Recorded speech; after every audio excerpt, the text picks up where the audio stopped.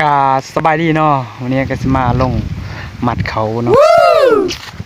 มัดเขาที่กลางนานะ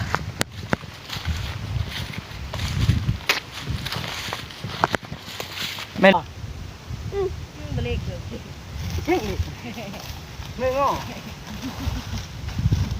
ที่ร้านเหล็กนี่วันนั้นเดียวคุณกิโลนะนั่งเขาบังเฮ้ยเขาเรื่อยจ้าเรื่อยกินไทยจำเลยได้เนาะม้วนรีบมีน้ำมัน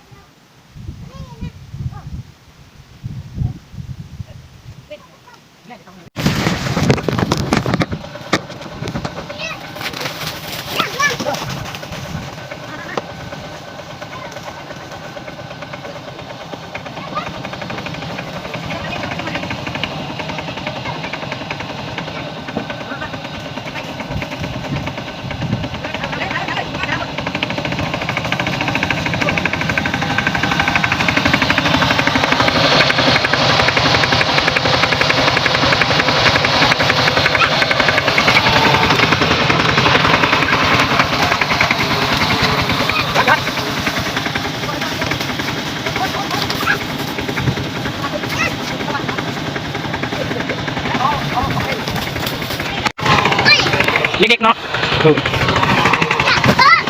ไปแน่น้องอยู่ชุดนอนเยอะเลี้ยงเลย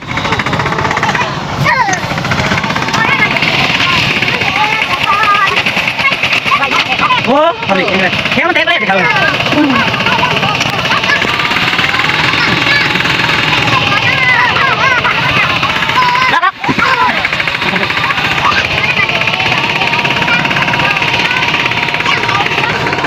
บรรยากาศยามแรกเนาะตรงยังคนเนาะแล้วอะไรกันไม่รู้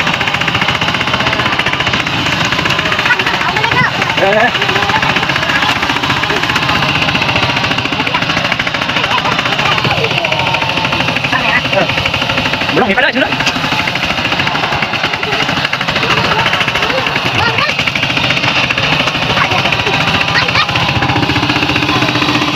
จำเลย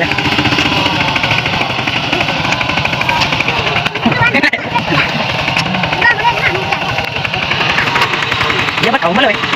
เข้าอะไรได้มาจะเดือดเยอะเลยให้เห็นตรงนี้